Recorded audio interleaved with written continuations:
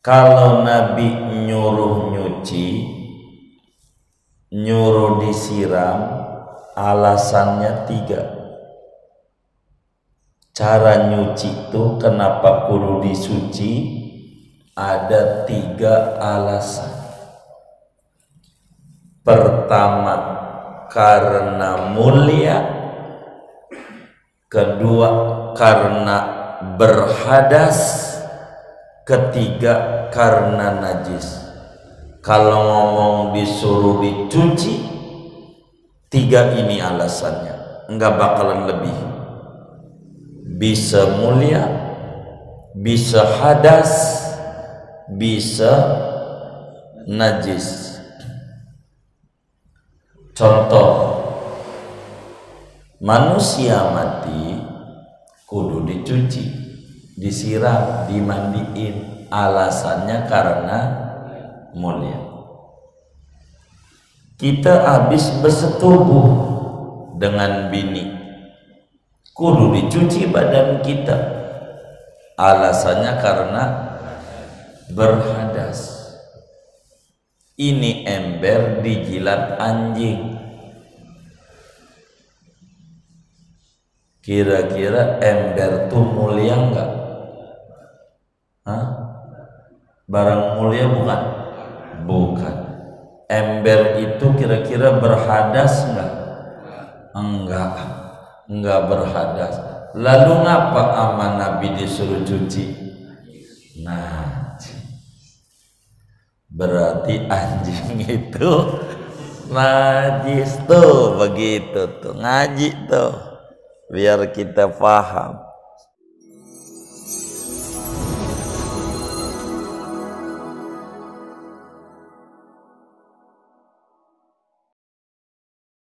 Wabarakatuh.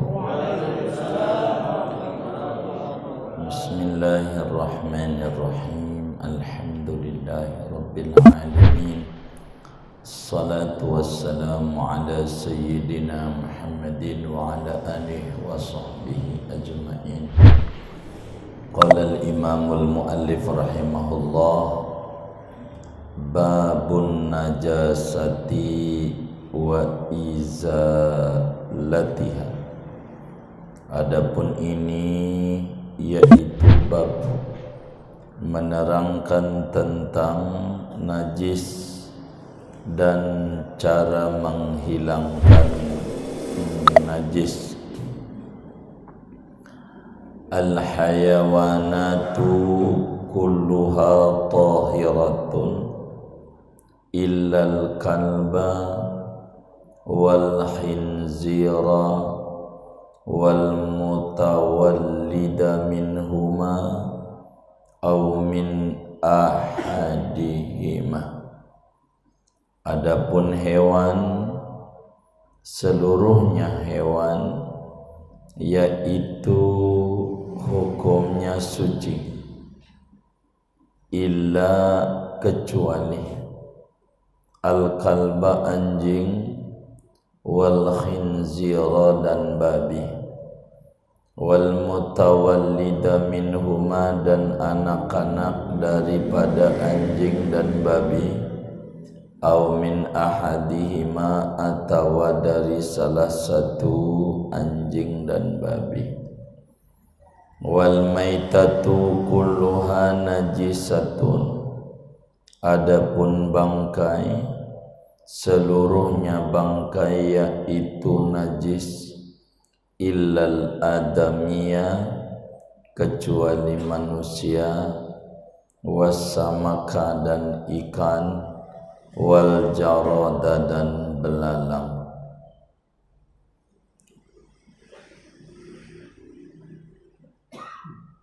Kita bedah dulu kali ya, biar nggak terpanjang. Saudara-saudara sekalian, dalam kita berbicara tentang bersuci, itu ada 4 sasaran. Kalau kita kajian tentang bersuci, sasaran utamanya 4. tujuan utama ngaji bersuci itu 4. Yang pertama wudu, dan itu sudah kita bedah selesai. Yang kedua adalah mandi, dan itu pun juga sudah kita bedah. Yang ketiga tayammum, itu juga sudah selesai. Malam hari ini memasuki yang terakhir, yaitu menghilangkan najis. Dan ini maqasidut thaharah, tujuan daripada kajian bersuci. Bila 4 ini udah selesai semua, pastikan ngaji kita langsung bab solat. Berarti sarana dan prasarana perangkatnya sudah lengkap kalau sudah selesai semua. Sehingga ibarat pesawat tinggal terbang. Kita nggak bakalan ngomongin sholat sebelum perangkat menuju sholat beres dulu. Maka mulai malam hari ini akan membahas yang keempat, ngilangin najis. Kata Tuan Musannif, babun najasati wa izalatiha. Kita akan membedah satu bab tentang najis dan tentang cara-cara menghilangkan najis. Najis itu apa, saudara? Najis itu ada 2 tinjauan. Ada najis menurut bahasa, ada najis menurut terminologi agama. Najis secara bahasa kullu mustaqdharin. Najis secara bahasa apa saja yang jijik, yang dianggap kotor. Jadi apa saja yang jijik itu namanya najis. Namanya najis. Apa aja? Ingus jijik enggak? Jijik. Maka dalam pandangan bahasa najis menurut bahasa, pokoknya yang jijik. Ampe makan di pasar banyak laler, itu juga najis menurut bahasa. Tapi najis dalam terminologi agama adalah setiap yang kotor, yang menjijikan, yang dapat menghalangi keesahan sholat. Kullu mustaqdharin yamna'u sihhatas shalah. Yang namanya najis apa saja yang kotor, yang jijik, yang membuat sholat kagak sah. Ada orang pilek, ingusan, maka sholatnya Sholatnya sah. Itu berarti ingus enggak najis walaupun jijik, tandanya sholat tetap sah.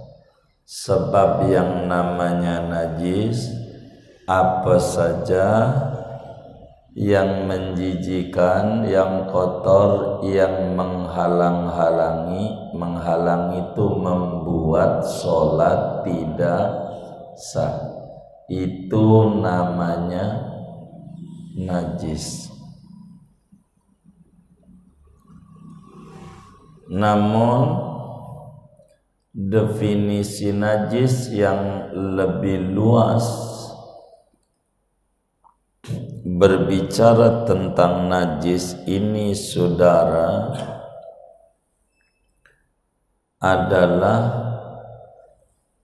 setiap benda. Jadi najis adalah setiap benda yang diharamkan memakannya. Setiap benda yang diharamkan memakannya secara mutlak dalam keadaan normal,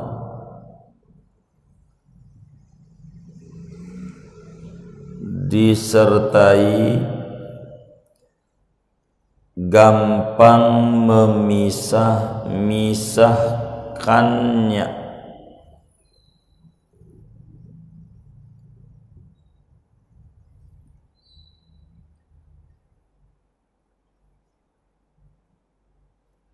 Bukan karena mulianya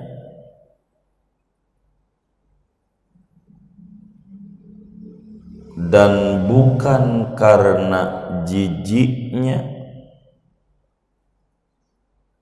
dan juga bukan pula berbahayanya pada badan dan akal. Itu najis, baru lengkap tuh. Jadi yang namanya najis, tiap benda yang diharamkan memakannya secara mutlak dalam keadaan normal, disertai gampang misah-misahinnya, bukan karena mulia, bukan karena jijik, bukan karena bahaya pada badan dan akal. Kita urai ini definisi dulu biar faham. Jadi yang namanya najis bentuknya benda, baik padat maupun cair. Itu dulu. Kalau kentut itu bukan padat, bukan cair, udara, angin, maka kentutmu biar kata bau tidak najis, sebab enggak kategori benda, dia mau udara, angin, begitu, enggak najis, enggak bau banget, biar bau banget, tetap kentutmu kagak najis, maka enggak perlu cebok. Habis buangin cebok, mana habis makan ubi cilembu 7.000 sekilo, ya, begitu, enggak ngaruh. Benda yang haram dimakannya. Kalau benda tuh enggak haram mau dimakannya, kayak nasi kagak najis, kan nggak haram dimakan. Ini mah kalau dimakan jadi haram. Dimakan tuh diminum juga sama maksudnya. Makan sama minum tuh sama. Secara mutlak haram mutlak. Kalau ngomong mutlak mau dikit mau banyak. Kayak darah, sedikit aja kita minum darah haram. Tuh darah berarti najis. Kenapa? Benda haram dimakannya, diminumnya haram. Arak kita minum dikit aja enggak boleh, maka arak itu najis sebab dia kategorinya benda yang haram dimakan. Kalau ngomong dimakan maupun diminum. Tapi kalau sedikit dimakannya boleh, tidak najis. Kayak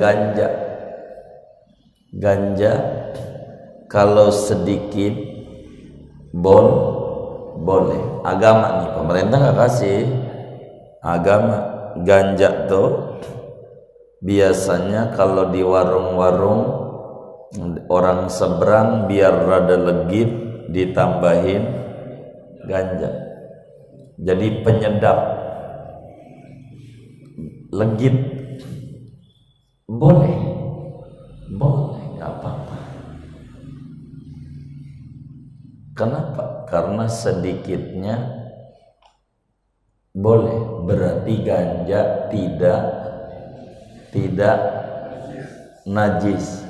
Sebab yang najis itu benda yang haram dimakan mutlak, mau dikit mau banyak. Kalau ganja mah kalau dikit boleh sebagai penghangat, maka ganja tidak najis. Kita ngomongin najis, ada orang sholat ngantongin ganja, sholatnya sah. Begitu. Tapi mau ngapain jangan? Ini andai kan begitu. Hukum kan harus dibedah, hukum harus diurai biar kita nggak salah. Dalam keadaan normal, waktu normal, artinya haram kala normal. Jangan diomong bangkai. Kita di tengah hutan nggak ada makanan apa-apa, yang ada bangkai. Kalau nggak makan bangkai kita mati. Maka makan bangkai boleh, cuman boleh karena darurat. Ini namanya bukan normal. Tetap aja bangkai itu hukumnya najis, kan boleh dimakan, tapi tidak mutlak. Itu dalam keadaan darurat. Kalau dalam tidak darurat mah haram, maka bangkai tetap najis, meskipun kalau darurat boleh. Kencing tempo dulu orang di Betawi sakit mata, nggak punya duit buat ke dokter, suruh makan jengkol, suruh cuci muka pakai apa? Air kencing. Ngalamin nggak? Orang tua berarti. Tuh begitu. Itu biar kata kencing buat raup muka, karena darurat boleh, tapi tetap kencing karena bolehnya ketika darurat, bukan normal. Kalau darurat kan susah jadi rumusnya. begitu. Di samping itu bisa gampang dipisah-pisahin. Kalau enggak gampang dipisah-pisahin,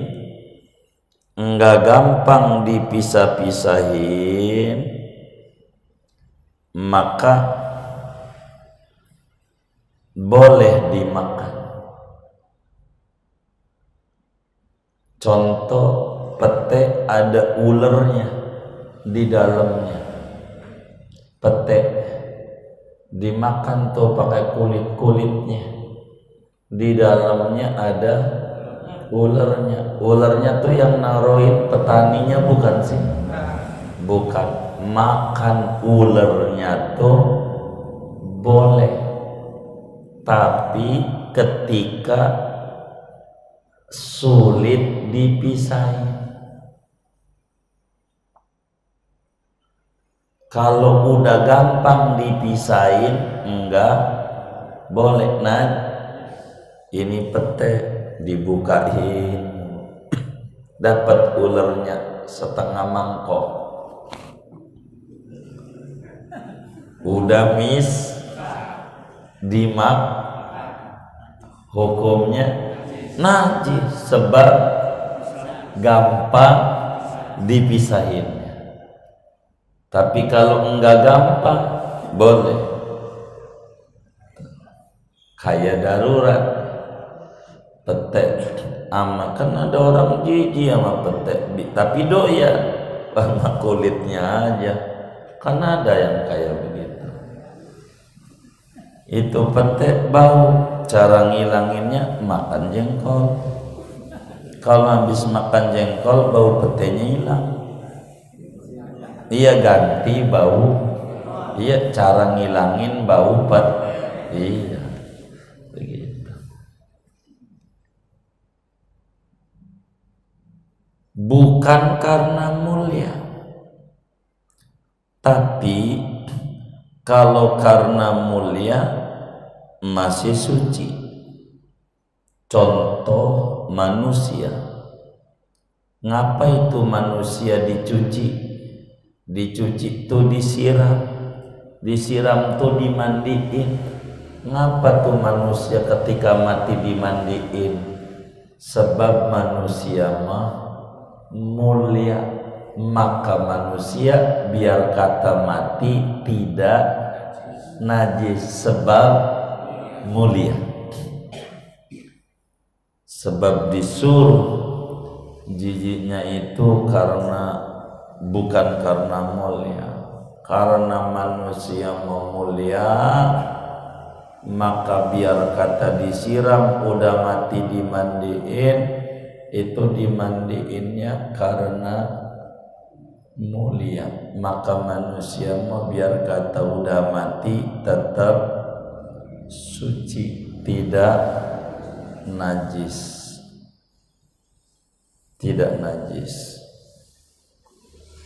Nah, kalau manusia tuh mati, segala macam penyakit yang di badannya ikut mati. Virusnya apa kalau udah mati mah ikut mati. Enggak pindah kagak. Orang penyakit gula, penyakit bengek, mandiin dari dulu juga.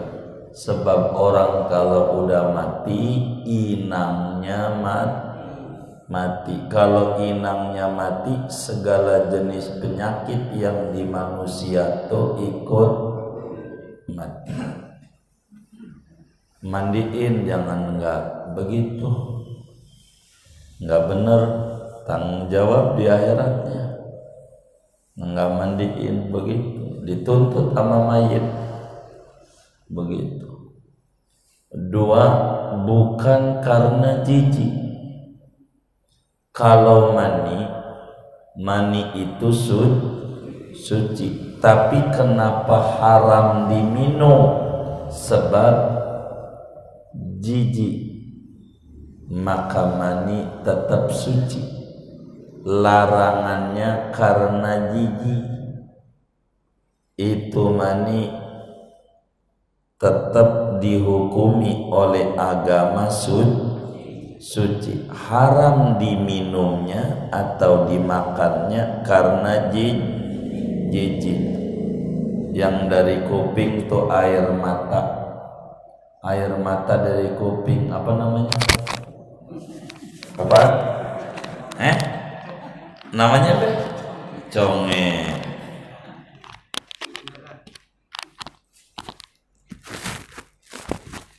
Namanya conge. Itu conge boleh kita minum, enggak boleh sebab jijik. Itu tetap saja conge itu suci. Haramnya bukan karena jijik. Begitu. Bukan juga karena bahaya di badan atau di akal, kayak makan kerikil, makan beling. Beling dimakan enggak boleh, haram, sebab beling dimakan sebab bahaya sama badan.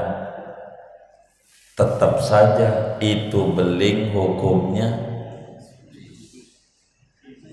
masa beling suci.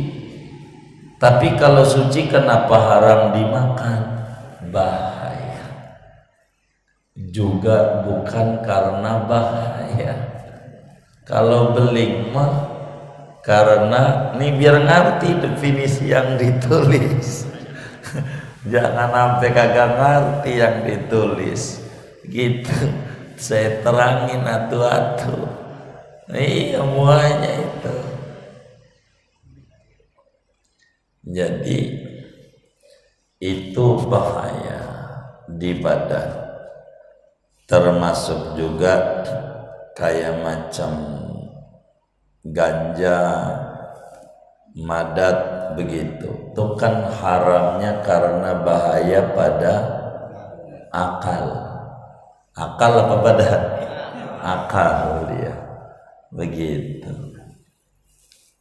Singkatnya, yang namanya najis, benda menjijikan yang membuat sholat tidak sah.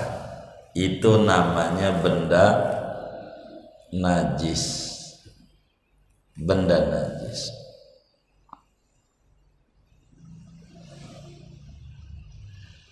Wa izalatiha, kan babnya begitu tuh, bab najis, bab ngilangin najis. Oleh karena tujuan kita buat sholat, maka kita kudu tahu cara-cara membersihkan dari najis.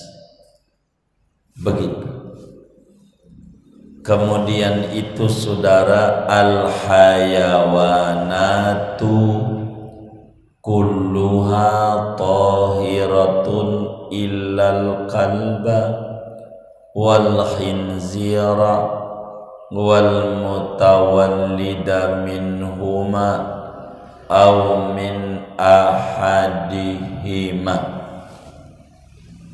Kita kudu faham saudara, benda nih itu benda dalam kacamata agama terbagi dua.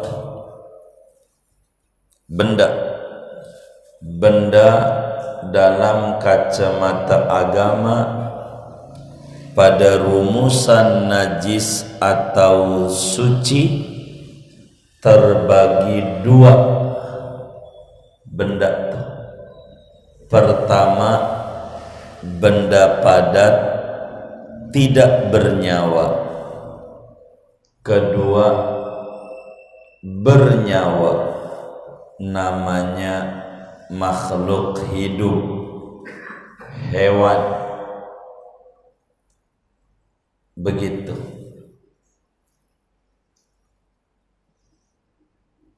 Jadi ada benda padat, ada hewan. Hewan tuh bernyawa, benda padat kayak batu-batuan tuh, itu namanya benda padat. Kita kudu tahu semua benda padat hukumnya suci. Semua benda padat hukumnya suci, sebab diciptakan untuk kemanfaatan hamba-hamba Allah. Beras suci, beras, pokoknya benda-benda padat. Mangga suci, begitu. Pokoknya semua benda padat asal hukumnya suci. Makanya rokok tuh jadi ribut. Rokok tuh haram apa kagak, begitu. Maka diurai, rokok nih ada tembakau, ada cengkeh, ada kertas pembungkusnya tuh. Zaman dulu kawung, iya kawung tuh semuanya cengkeh, apalagi tuh tembakau, kawung, bungkusnya tuh semuanya kategori benda padat. Maka rokok tuh suci. Ini suci sama najis nih, maka rokok tuh suci. Begitu. Haram tidak, ulama beda-beda menyorotinya. Ada 3. Ada yang bilang haram, ada yang bilang makruh, ada yang bilang mubah. 3 hukumnya. Kenapa bisa jadi 3? Sebab munculnya baru. Zaman Nabi ora ada, zaman Nabi kagak ada. Makanya enggak ada hadis khusus tentang rokok, kagak ada. Karena zaman nabinya enggak ada. Mesti kalau nanti kita beda yang haram, yang makruh, yang ini begitu. Kemudian di zaman sahabat juga enggak ada. Makanya enggak ada komentar para sahabat mengharamkan, memakruhkan rokok, kagak ada. Kenapa?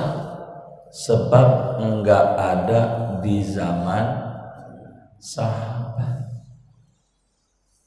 Kemudian di zaman tabi'in kagak ada. Di zaman imam madhab 4 juga kagak ada.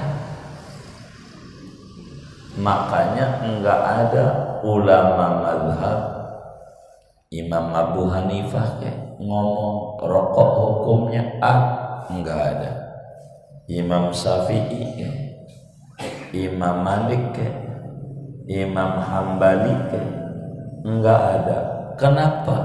Karena belum ada rokok. Mereka wafat di tahun 100 sampai 200 madhab 4 tuh. Imam Syafi'i 204 wafat. Imam Malik di bawah 200. Abu Hanifah 150, Imam Ahmad di bawah 250, belum 300. Rokok baru muncul tahun 1000 Hijriah. Sekarang ini 1443, biar gampang baru 400 tahun. Dia pada meninggal dunia madzhab 4 di tahun 200. Kagak ada, makanya mereka ngomong tuh. Cuman segala sesuatu itu dalam Islam selalu ada payung hukum. Maka karena barang baru sehingga hukumnya berbeda-beda. Begitu. Kayak bank, tapi bukan Bang Udin, bukan. Enggak datang. Itu baru. Nanti mau berbeda-beda tuh. Tapi kita nggak ngomongin itu, kita ngomongin najis nih. Maka karena rokok tuh baru tahun 1000 di zaman Imam Haddad, ada tuh komentar rokok karena baru. Maka sehingga semua dalilnya menggunakan dalil umum, sehingga ulama beda-beda. Ada yang bilang haram, ada yang bilang makruh, ada yang bilang mubah. Yang bilang haram alasannya macam-macam. Ada yang bilang alasannya itu rokok membantu non-muslim, membantu gereja. Begitu. Dejaru, demi Yesus aku rela untuk mati, dikata dia. Ngarang aja. Siapa itu yang artiin itu? Bisa aja ngarang-ngarang. Bukan. Itu ngarang-ngarang. Katanya membantu orang non-muslim. Membantu non-muslim untuk memakmurkan gereja. Maka yang merokok ini membantu jadi haram. Itu dalil yang haram, bantu. Ntar diprotes lagi, ente punya mobil nggak? Punya. Itu showroomnya punya Cina, bantu gereja, haram. Buang mobil. Ente punya motor? Punya. Itu dealernya punya non-muslim, bantu gereja, haram. Jual. Jangan pakai. Kolormu kolor. Itu yang dagang Cina, bantu gereja, haram. Telanjang. Oh begitu ya. Ganti dalil lagi. Wala tulqu bi aidikum ila tahluka.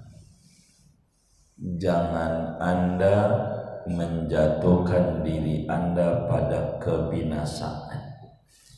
Ini rokok mematikan. Maka peringatan rokok membunuhmu. Begitu. Rokok peringatan. Gede tulis. Rokok membunuh. Karena jangan Anda jatuhkan pada kebinasaan. Anda bakal mati. Maka rokok membunuhmu. Haram. Karena membunuh itu dosa. maka itu rokok jadi haram karena membunuh. Tapi didagang nama pemerintah pakai cukai, cukainya mahal, dapat duit boleh. Kalau haram mah enggak boleh. Mana perempuan hamil dilarang, itu sih nggak usah diomong. Dia juga nggak merokok hamil, mendingan buat berobat ke dokter. Sama di bawah 17 tahun. Iya anak-anak, emang bayi baru berojol mau nggak bakal begitu. Ini yang berarti kalau udah 18 tahun bol nggak membunuhmu begitu. Kalau membunuhmu maka pabriknya kudu tutup. Begitu. Itu begitu. Yang merokok didenda 500.000, tapi yang dagang kagak. Ini nggak benar. Yang ngerokok aja didenda, apalagi bandarnya kudu didenda. Yang ngerokok aja tangkap sama Satpol PP. Warungnya nggak beli lagi, warungnya nggak. Narkoba aja yang make ditang, bandarnya itu namanya dilarang. Banyak dalil-dalilnya begitu. Ada juga yang bilang makruh dan ada juga ulama yang bilang mubah. Kalau mubah itu bisa makruh, bisa haram, dan bisa sunnah, tergantung motivasi. Barang mubah dari Quran juga, huwallazi khalaqa lakum ma fil ardi jami'an, segala yang ada di bumi dialah Allah ciptakan buat Anda. Ada yang bilang mubah, terserah kita mau ikut yang mana, itu urusan kita. Ikut haram boleh, ada undamanya.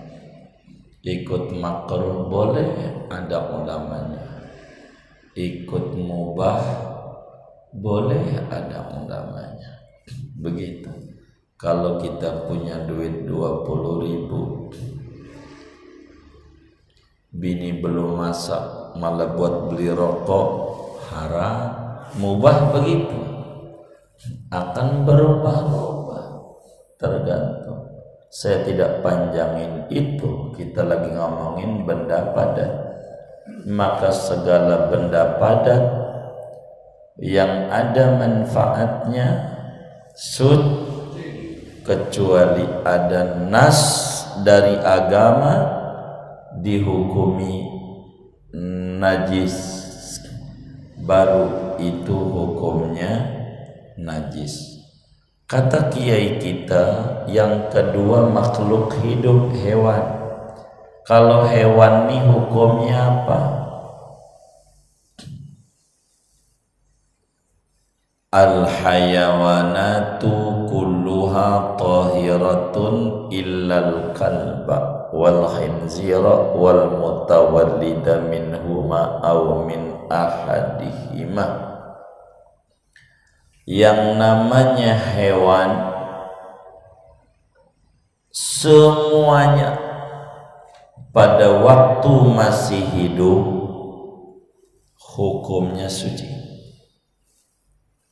Hewan, makhluk hidup, hewan, fauna.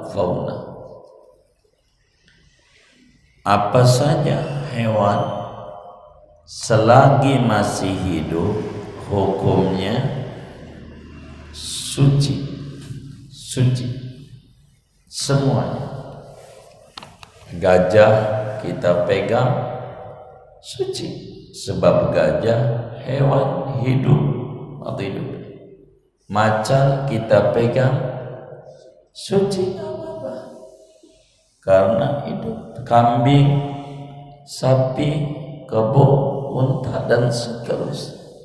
Kecuali hewan yang ada keterangan dari agama dihukumi najis oleh agama, maka itu najis.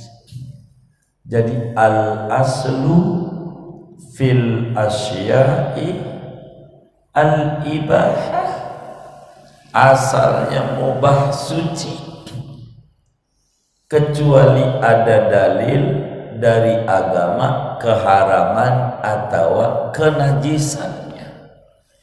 Maka hewan semuanya selagi masih hidup suci, kecuali yang agama kecualikan, yang ada keterangan dari agama najis. Mana? Satu, illal kalba, kecuali anjing.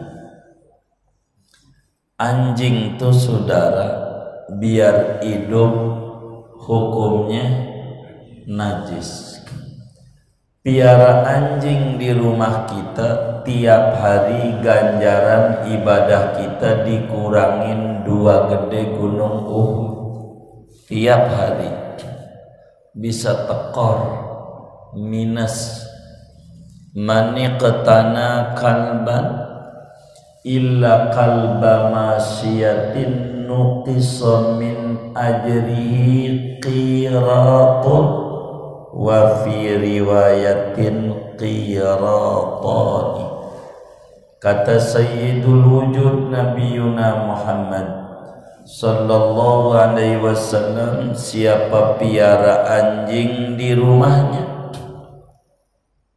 kecuali anjing buat jaga kebun, begitu, maka yang piara anjing tuh tiap hari dikurangin ganjaran pahalanya 2 gede gunung Uhud.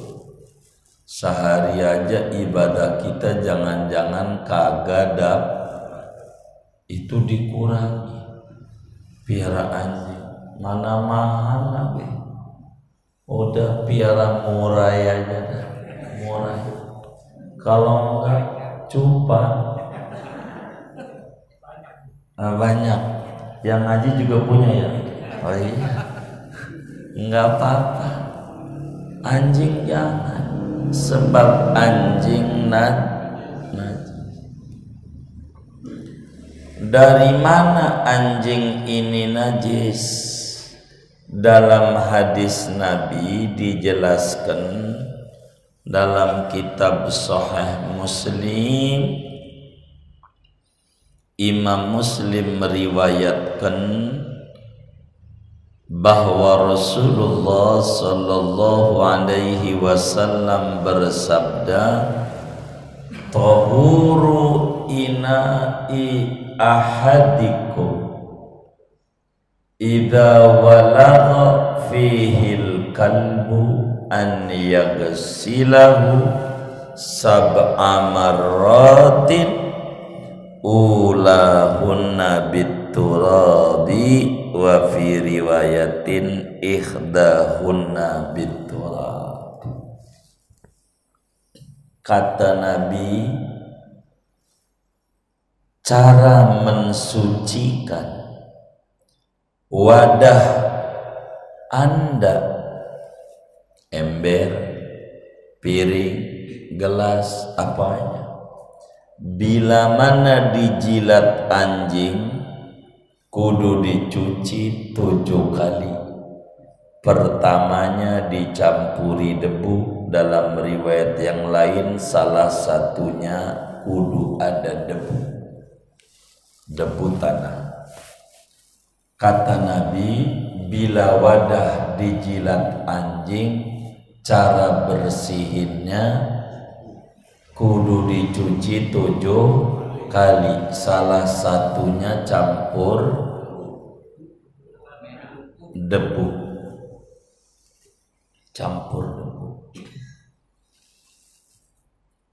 Itu di hadis nampaknya tidak muncul anjing itu najis, enggak. Nabi tuh ngomong wadah kita kalau dijilat anjing kudu dicuci 7 kali, salah satunya pakai debu. Enggak ngomong anjing najis, enggak ngomong anjing najisnya dari mana? Ada di situ. Kalau Nabi nyuruh nyuci, nyuruh disiram, alasannya 3. Cara nyuci itu kenapa kudu disuci? Ada 3 alasan. Pertama, karena mulia. Kedua, karena berhadas. Ketiga, karena najis. Kalau ngomong disuruh dicuci, 3 ini alasannya, enggak bakalan lebih. Bisa mulia, bisa hadas, bisa najis. Contoh, manusia mati kudu dicuci, disiram, dimandiin. Alasannya karena mulia. Kita habis bersetubuh dengan bini, kudu dicuci badan kita. Alasannya karena berhadas. Ini ember dijilat anjing. Kira-kira ember tuh mulia enggak? Hah? Barang mulia bukan? Bukan. Ember itu kira-kira berhadas enggak? Enggak berhadas. Lalu ngapa ama Nabi disuruh cuci? Nah, berarti anjing itu najis tuh, begitu tuh, ngaji tuh, biar kita paham. Di ember enggak ada hadas, di ember enggak ada mulia, berarti yang ada najis. Berarti kenapa dicuci? Karena mulut anjing najis, padahal mulut anjing itu wangi. Udah pernah nyium belum? Waduh, Cil, itu mulut anjing itu wangi beneran. Enggak makan relaksa, enggak permen. Mulut anjing itu paling wanginya dari seluruh mulut binatang. Wangi. Sebab anjing itu banyak menjilat apa saja. Jadi mulutnya bersih. Makanya wangi. Padahal wangi. Agama bilang najis, apalagi yang kagak wanginya. Mulutnya kan jilat pakai mulut. Najis, padahal wangi. Apalagi yang kagak wangi.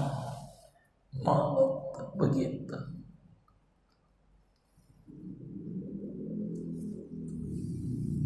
Anjing itu dalam badannya banyak penyakit, banyak virus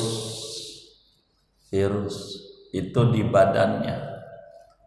Lebih dari 50 macam bakteri yang berbahaya bagi manusia di badan anjing. Dan anjing itu, saudara,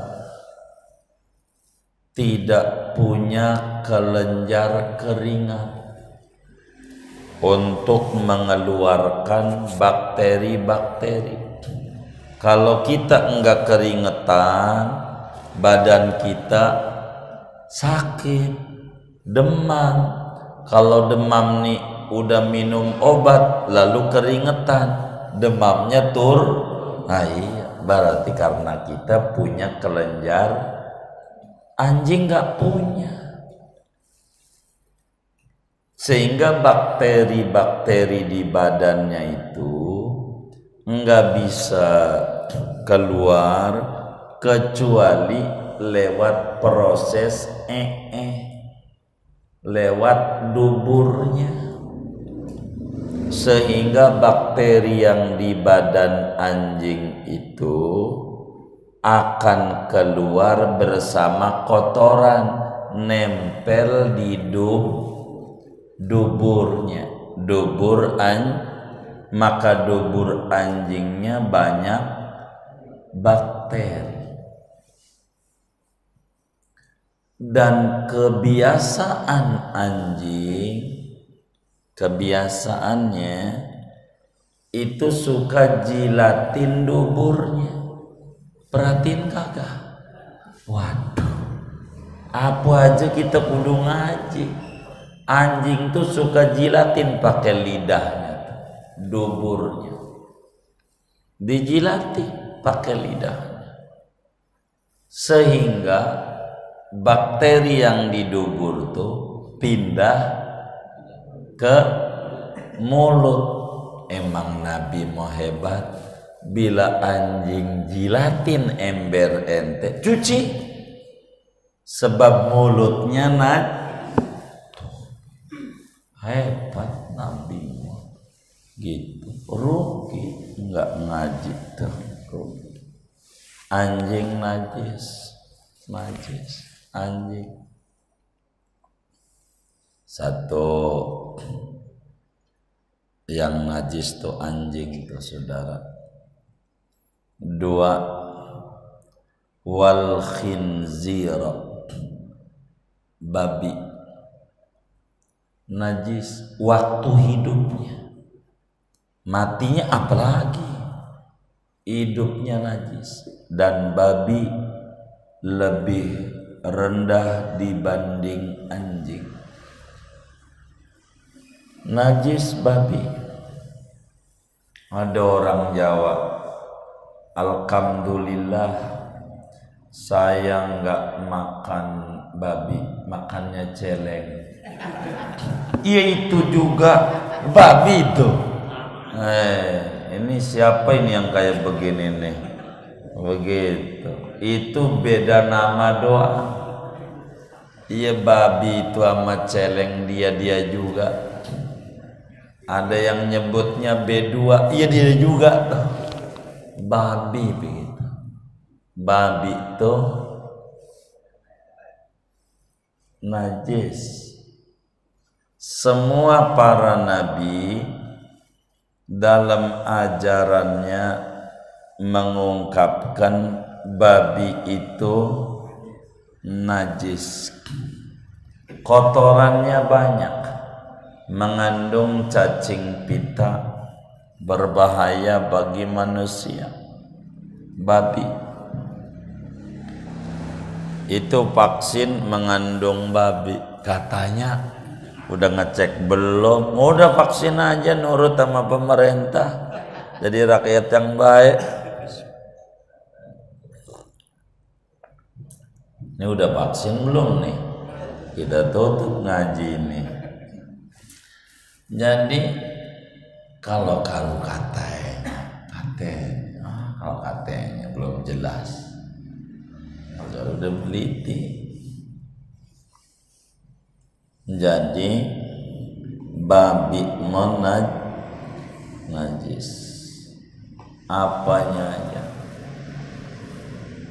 Ini agama kasih keterangan, maka biar kata hidupnya juga najis.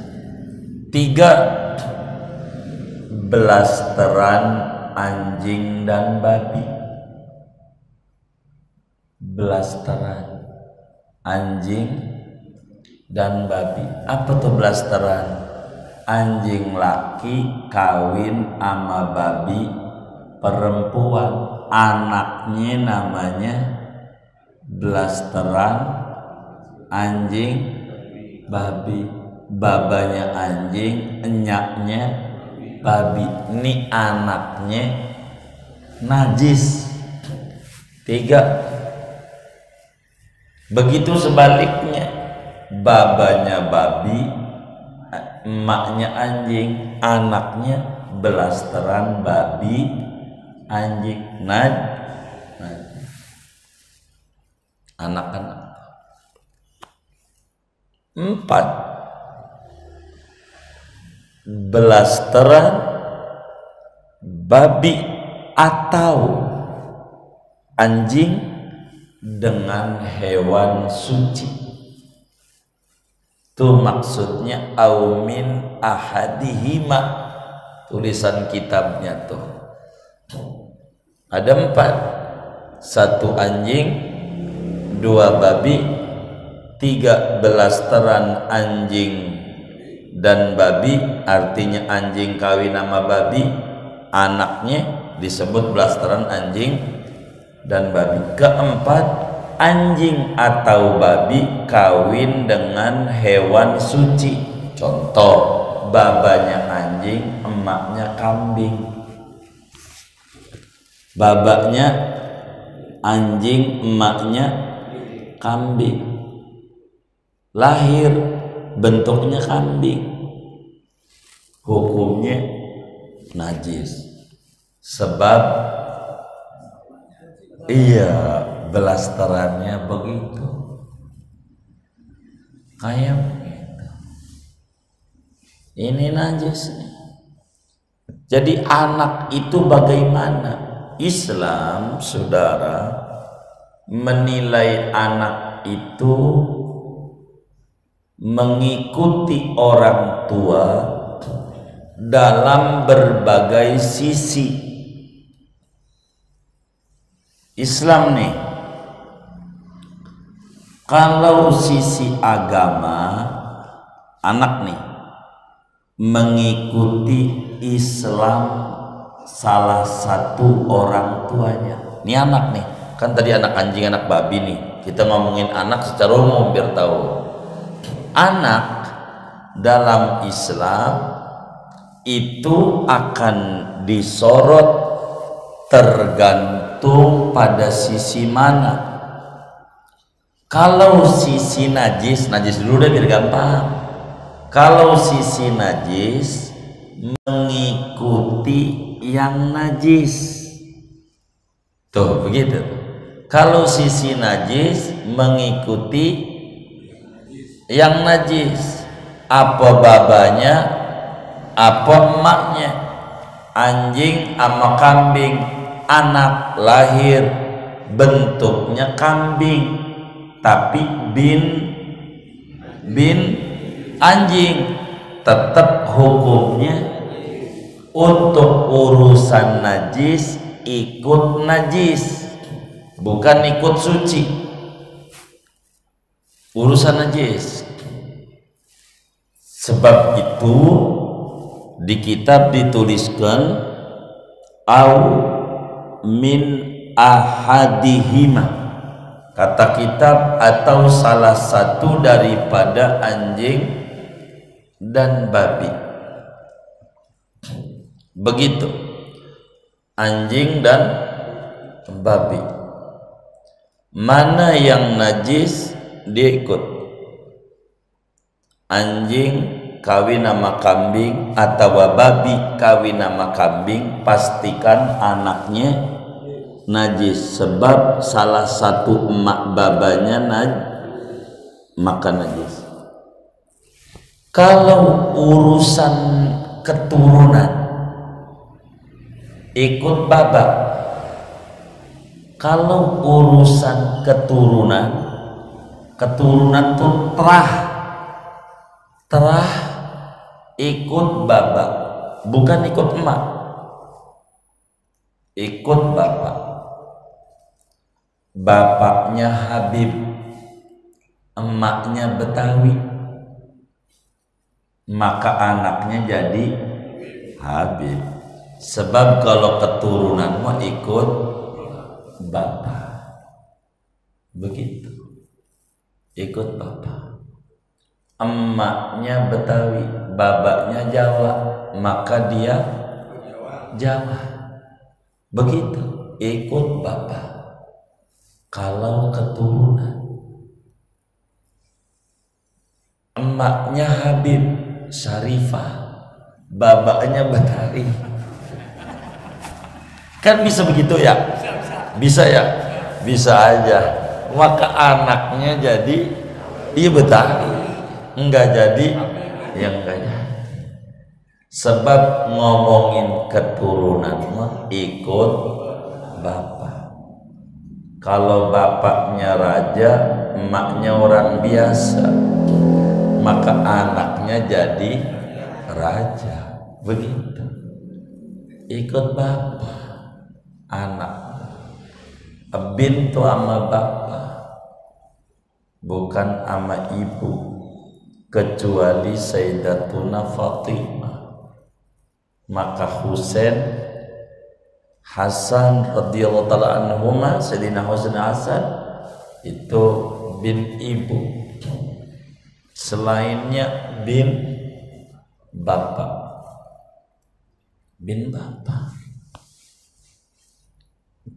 Bapaknya bule, ibunya pribumi, anaknya bule. Begitu, ibunya bule, bapaknya Jawa, jadinya Jawa, ngikut kalau keturunan. Kalau agama ikut mana yang Islam.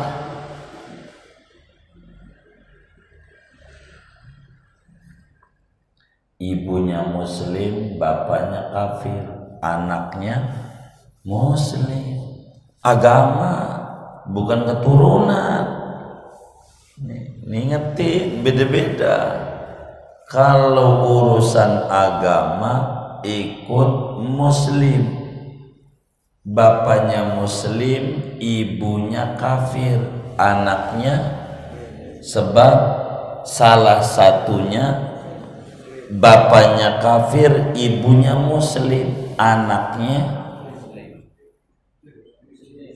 muslim. Sebab kalau ngomong agama ikut yang mana aja yang Islam, begitu.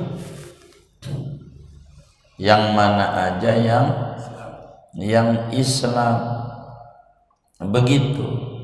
Maka bila ada muslim kawin ama kafir, yang mananya aja dah anaknya dihukumi Islam. Sebab kalau agama ikut Islam, kalau agama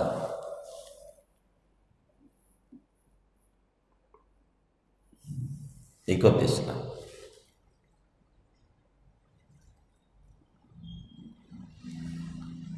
Itu anak.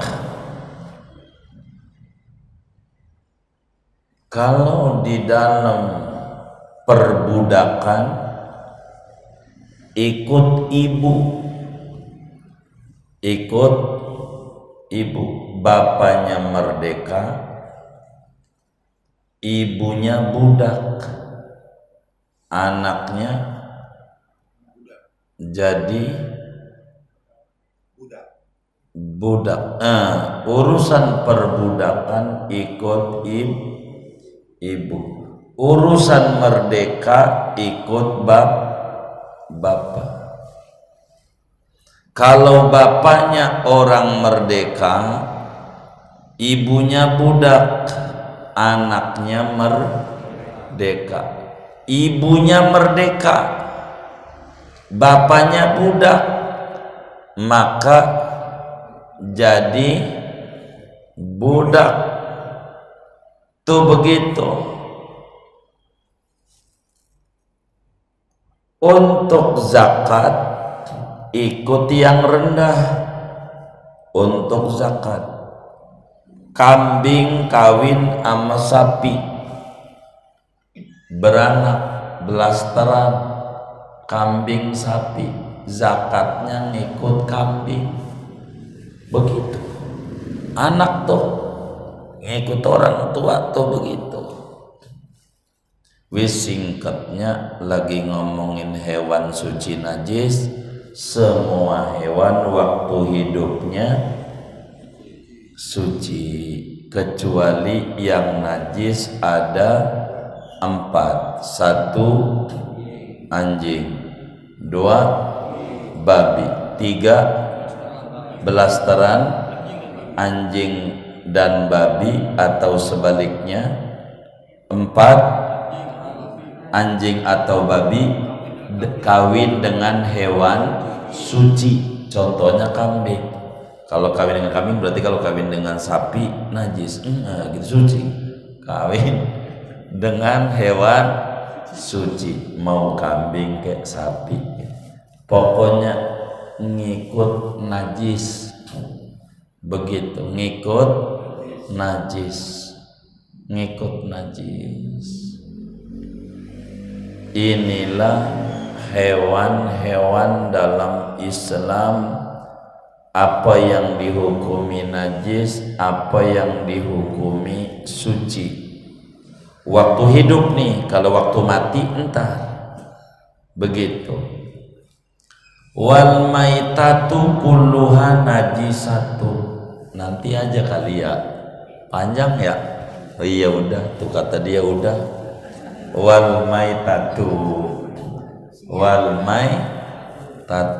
halaman berapa tuh wal maitatu? Nah iya itu dah tuh, ingetin saya mulainya dari situ. Nanti ada yang ditanya mungkin dari materi ini atau di luarnya sebelum doa, silahkan. Wallahu a'lam.